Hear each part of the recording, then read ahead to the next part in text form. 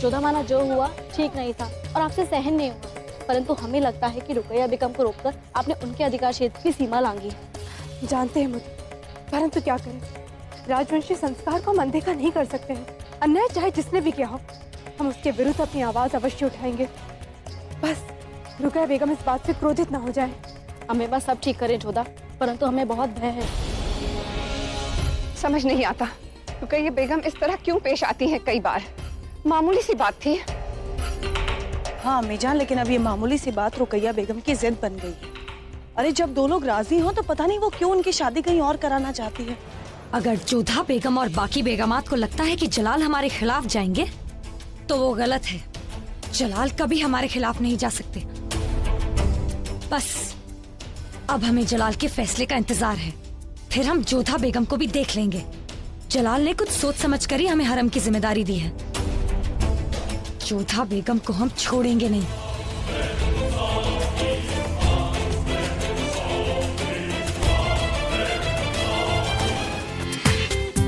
पूरा एपिसोड देखिए ZEE5 पर।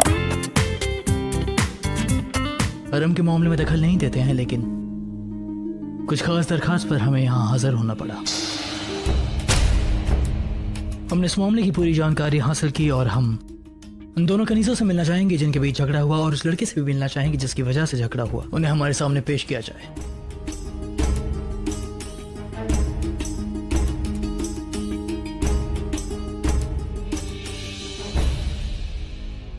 सबसे पहले शहंशाह को आप तीनों अपना नाम बताओ। मेरा नाम रुखसाना है हुजूर। मैं मजहर की बचपन की दोस्त हूँ। हमारा रिश्ता बचपन में ही तय हो गया था हुजूर। और मैं मजहर हूँ हुजूर। और मैं अजीजा। मजहर, हम तुमसे पूछना चाहेंगे कि तुम्हारी क्या ख्वाहिश है। कोई भी फैसला लेने से पहले सोच समझ कर इस बात को ध्यान में रखना कि एक तरफ तुम्हारी बचपन की दोस्त है जिसके साथ तुम्हारा रिश्ता तय हुआ है, और दूसरी तरफ वो औरत जो तुमसे मोहब्बत करने का दावा करती है। ये सच है हुजूर कि रुखसाना मेरी बचपन की दोस्त है और हम दोनों का रिश्ता हमारे वालिदैन ने किया था। पर हुजूर, जब से मैंने होश संभाला है तब से मैंने पाया है कि मैं अजीजा से बेहद मोहब्बत करता हूँ और निकाह भी इसी से करना चाहता हूँ। गुस्ताखी मुआफ हुजूर, पर मैंने तो आज तक की पूरी जिंदगी सिर्फ मजहर के बारे में सोचते गुजारी है।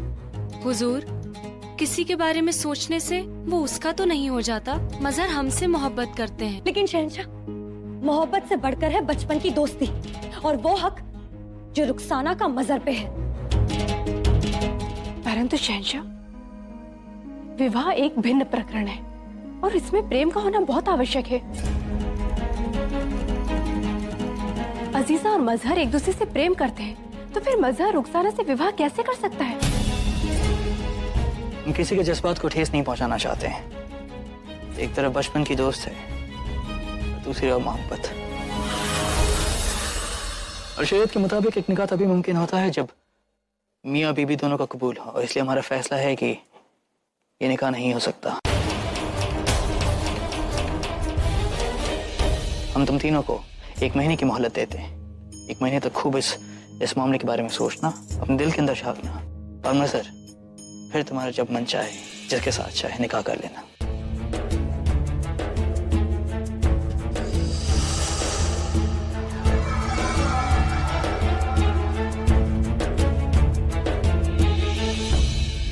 हम महसूस कर पा रहे हैं कि हमारे फैसले से बहुत लोग नाखुश हैं। हालांकि हमारे फैसले पर किसी की बंदिश नहीं, लेकिन हम फिर भी जानना चाहेंगे कि आप सब बेगमों की हमारे फैसले पर क्या राय है। बेखौफ होकर कहिए। हुजूर, आपके फैसले पर हमें कोई शुबा नहीं है, लेकिन ये भी सच है कि आज जो इन बांदियों के साथ हुआ है वो बार बार होता है। हालांकि हम रुकैया बेगम की बहुत इज्जत करते हैं, लेकिन ऐसी नाइंसाफियां वो बार बार करती हैं।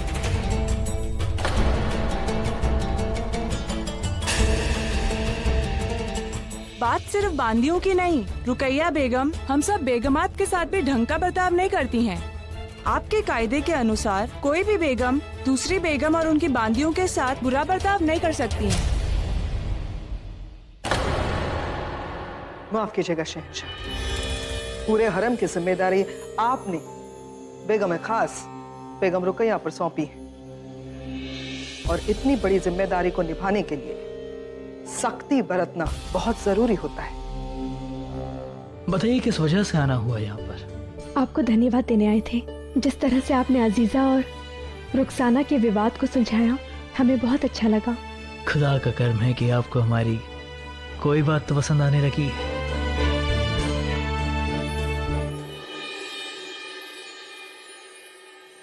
शहंशाह, हमें आपसे कुछ बात करनी है।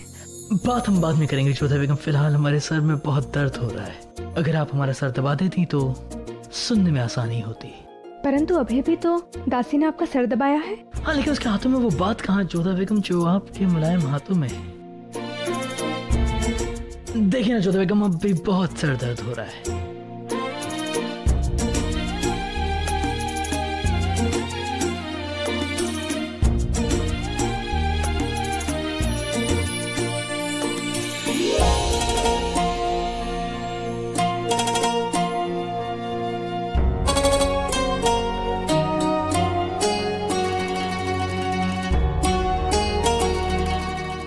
वैसे हमारी ना में हाँ और हाँ में ना केवल आपको ही सुनाई देती है।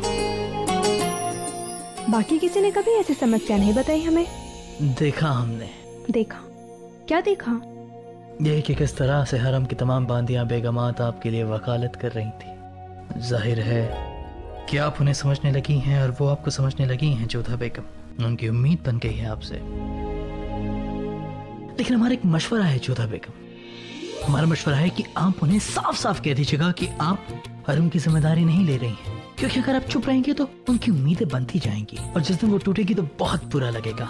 क्यों उन्हें खामखा ऐसे मोड़ तक ले जाना जहाँ मंजिल ना हो। अगर उनकी उम्मीद टूटी तो वो आपको अपना गुनहगार मानेंगी। सही किया आपने जोधा बेगम, जो आपने रुकैया बेगम के खिलाफ खड़े होने से मना कर दिया। और वैसे भी रुकैया बेगम से बेहतर कौन संभाल सकता है हरम को, है ना जोधा बेगम? ऐसा नहीं है, हम भी हरम संभाल सकते हैं, परंतु हमें सब झंझट में पड़ना ही नहीं है। और वैसे भी वर्षों से रुकैया बेगम हरम संभालती आ रही हैं। वही तो जोधा बेगम कि रुकैया बेगम सालों से हरम को संभालती आ रही हैं और बेचारी बेगमात उन्हें लग रहा है कि आप उनकी मसीहा बन रही हैं। और हम जानते हैं जोधा बेगम की आप ऐसी कोई गलती नहीं करेंगी, है ना जोधा बेगम? माना कि आप समझदार हैं, लेकिन हरम संभालने एक और ही अलग बात होती है जोधा बेगम।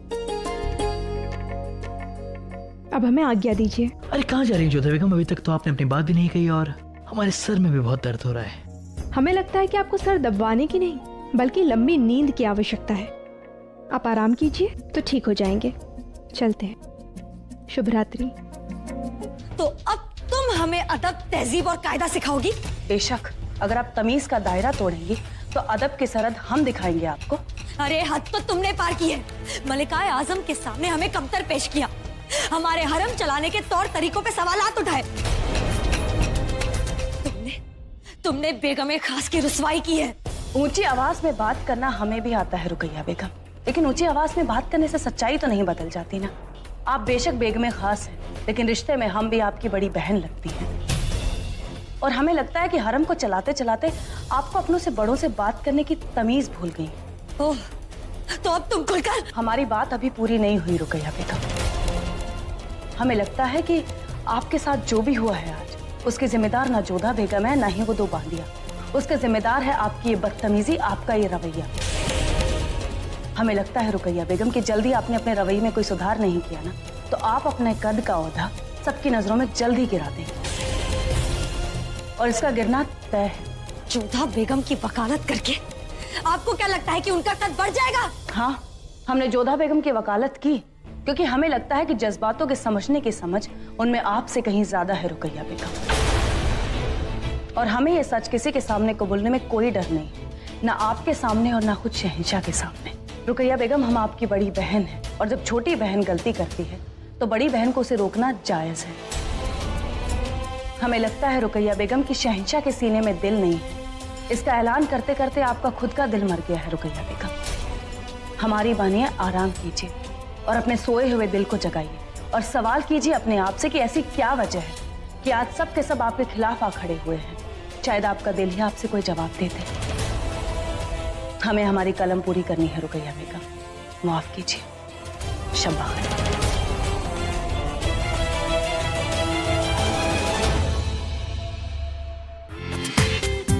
पूरा एपिसोड देखिए ZEE5 पर।